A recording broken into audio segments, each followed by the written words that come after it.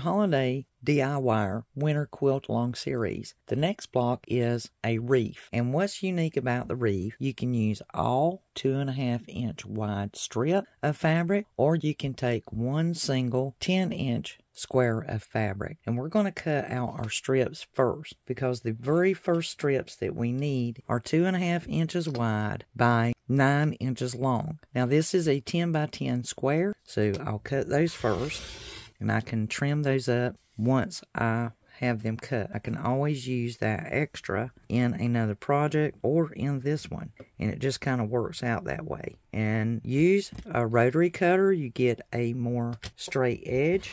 And this one is a Fiskars. The great thing about the Fiskars, this is a 45mm. It has a guard on it, and it has a safety button. You will slide this forward, that engages the blade. When you press the button, it disengages the blade. And it has a little stay put grip that's ergonomic. Very, very comfortable. And it makes cutting a breeze. You can sharpen this, or you can remove it very easily and replace the blade. That guard is also beneficial in using your straight edge acrylic rulers, and it will actually hit the top. It'll roll forward as you press down, you get pressure, and that hits against that guard. That protects you, and it protects the mat as well. Now we need two pieces that are 5 inches long, that are 2.5 inches wide. You remember, cut once, measure twice, inch squares. And that seems a little bit scary, but we have a 2.5-inch piece left here, because I will need 4 squares. So now we have our 4 little squares here. Because we are doing the wreath, we need to cut a piece that is going to serve as the bow up top. However, you want to decide on what your bow color is going to be. It could be red, it could be striped. You have to decide what suits your fabric and what you would like to choose to make the bow. This has to be 2.5-inch squares, and I'm measuring to see how wide this fabric is. And with these, we're going to move a little bit quicker, and then that way you can see that you really can use a 2.5-inch strip of fabric, or you can use a 10-inch square and get most of your cuts out of it. We will actually need 2 5-inch squares. One will be the center of the wreath, what we begin with, the background, and we will build out from this background fabric. The next one, we are going to cut this into 4. So we will have 4 2.5-inch squares. Creative Grids ruler is unique. If you decide you use the Creative Grids ruler like this one, is a 4.5 by 8.5 inch ruler. So you have your seam allowances already accounted for on this ruler. So it's 4.5 inches wide, and then if you look here, it goes all the way up to 8.5. So you have a 1/2-inch seam allowance. On the right side of this ruler, there is a 1/4-inch seam. You can kind of see it. It's like a frosty shading that you see. And the great thing about these Creative Grids is they have these little ridge areas underneath that are flat and textured, and that keeps that ruler from sliding. When you put it down, it will not slide. And so the only other way is an example on this ruler. I have the True Grips. They're like a rubbery silicone, and they're very flat and smooth, and they will allow for that to not, it will grip and not slide. And you can put those True Grips on the bottom, and you can place them strategically, and they do not interfere with being able to read your measurements on your ruler. But you can see those little tiny tabs there. It makes a big difference when you lay that ruler down. You do not want it sliding around and going everywhere. You want to get it to stop. So I've added the True Grips on the back of these. You can buy them in a small pack, and they're very reasonably priced. There's usually several in a pack. That way you can change them out from time to time. I'll put an affiliate link down below, but that's just something to bear in mind. All right, that's our tools. So we have our 5-inch square, and that is our background square. That is our main. And we have our 4 2.5-inch squares. Now we're ready to start making our wreath block. To start making our wreath, we need to snowball in our 4 corners with our 1.5 inch square. So we are going to put our right sides together on these 4 corners, and we're going to snowball those. And this will blend in to our wreath. Get your ink pen, and what I always recommend is go ahead and put your ruler on there and draw a line so that you are snowballing in the right direction. So we need this one to go from left to right. And I basically just lay my ruler there and I put me a small mark. That way when I get to the machine, it's a lot easier to follow that. And the same thing here, we're going to go from right to bottom left. And if you pre-mark those, it helps you to keep your vertical line straight so that you don't get off on your lines, and all you have to do is sew right down on that line. Now this one is rather small because it's 1.5 inch square. When you got to your sewing machine, you can minimize your stitch to a 2 millimeter versus a 2.5 millimeter stitch, and that just is really helpful and beneficial when you're doing these really small little pieces. Helps tack them in, and so they don't stretch out as far and they stay in place. Okay, so we have sewn directly down on our line. And remember, when you get your ruler, go to your 1/4 inch mark and lay that 1/4 inch mark directly down on your seam. And then that way you ensure that you've allowed that 1/4 inch seam allowance and cut off the difference. And you'll go around to all 4 sides, and once you have those cut off, you need to press them open and outward.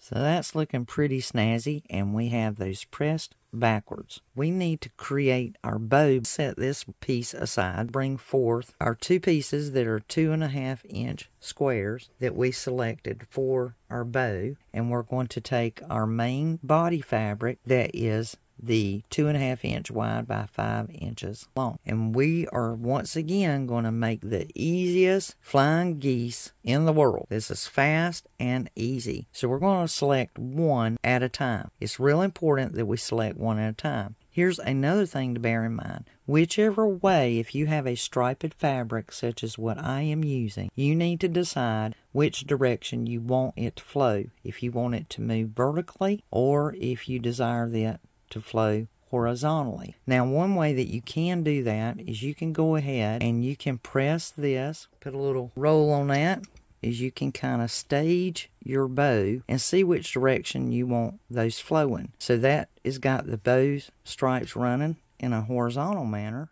to where the stripes are flowing in this direction. And this is just a way that you can stage it. And lay our fabric down, and we want to do these one at a time, depending on, most of the time these overlap when you're doing pretty much like a flying geese. And I will draw my line on here. And since I know that I want my stripes running in this direction, while I have this one lying down here, I'm going to go ahead and put my line on it. And I know that it's going to run corner to corner, and that will just keep my right brain from getting vertically challenged by having my mark there already. While we have this here, because this is a larger piece, take advantage of it and use your 1/2 inch mark. Lay your 1/2 inch mark line that we created, and we're going to draw another line. When we get to the sewing machine, we are going to sew directly down on this line and on this line. Then when we come back, we can cut it, and we will have a miniature 1/2 square. And while we have this one, we'll do the same thing. So we have that one sewn, and let's go ahead and lay it back here with our 1/4 inch seam allowance right directly on that seam. And we're going to just cut off this side that we've already given a 1/4 inch seam allowance because we measured a 1/2 inch over. And now we can press this open and press this open. And that's looking pretty snazzy. And here is our little mini one. We can put that aside and save. Now we need to add this one. And sometimes whenever you're doing these, it overlaps. That's why you want to do one set at a time. It takes the guesswork out of making your flying geese, and it definitely reduces stress and any kind of difficulty. And what's wonderful about this is even though that's going to intersect right there, when you get to your sewing machine, you might be better off to begin at this end that doesn't have fabric towards it. And I'm going to sew down on these 2 lines. Again, using our 1/4 inch mark right on that seam allowance. That looks just beautiful. I'm very pleased with how that flying geese looks. And as you can see, even with those seams overlapping, they are perfect. No problem at all. Easiest, most stress-free flying geese you can ever make. Let's bring forth this original piece that has our background in it. And we're going to go ahead and sew this, putting right sides together and sew straight across. That looks good. So what we want to do now is we want to iron this towards the dark side. So when we set it down, we want to press this upward so that that seam, so that darker fabric is not reflecting underneath my white. We can now sew other 5" by 2.5" piece to the bottom. We're just going to lay that there and sew right down.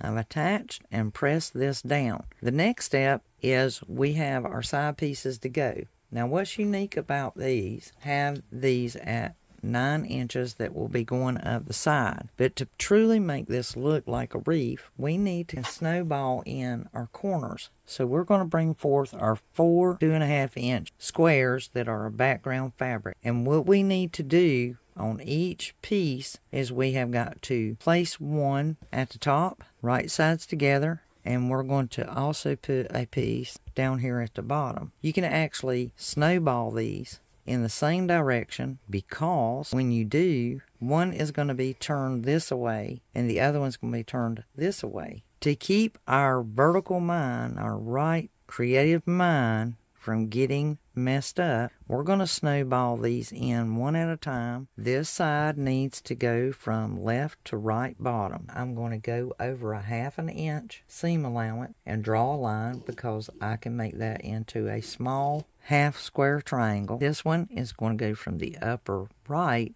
to the lower left. Draw me a line. Once again, I'm going to go a 1/2 inch over from that mark and draw me another line to make me a miniature square.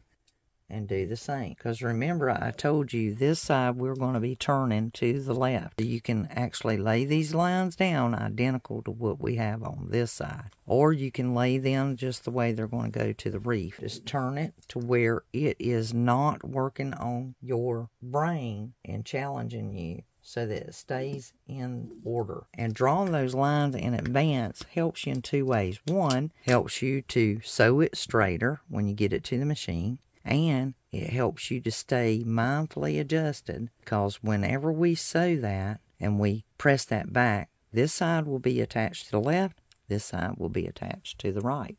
So we have these sewn, and we're going to do the same thing as we have done before. We're going to allow 1/4 inch seam by laying our 1/4 inch marking on the actual sewn line and trim off our little squares. And we can move rather fast on this, because now we're getting pretty good at doing this. It's become commonplace and we're used to it. We've done it a few times. Very easy snowballed in. The larger the better, right? And here's our 4 little mini half squares. And this will be neat for some other projects, or maybe even this quilt. So we'll set these aside. Now the easy part comes. We just basically now have to add these on to the sides. So we just need to sew and attach these, putting our right side together. We'll see how well we did. Now I've got these sewn on, let's press these back. So here is our adorable little quilt block of our wreath. And now we just basically need to square this up and make it less wonky looking. With all the sewn parts, sometimes they get just a little bit warped looking. I basically am using my mat. I want to center this point of the wreath, the bow, because that's really truly the center of this particular block. Anything beyond that point is what I will take off, and I want to do the same thing to the bottom here. So once again, I'm going to find me I'm going to center my bow on this line here. And it's so important to square these up when you are freshly making them. And that way you can see what you should or shouldn't take off. And then that way, if you need to square it up and make it smaller or larger, And see, that right there, to me, is preferably to come off rather than to stay on, because it's a quarter and not quite a half. And that would make a huge difference whenever I go to set my blocks in and making my quilt. So I'm taking it off. That looks pretty snazzy. So we have a finished block here, 8.5 by 8.5 inch block. These can be taken, changed up, made with different bows and even different fabric. And you can make an entire quilt just out of this one block. So this is our wreath block in our holiday DIY. We are always making a wreath or putting up a wreath or taking down a wreath. And this is a very suitable block to go in the Winter Quilt Along series for the holiday DIY.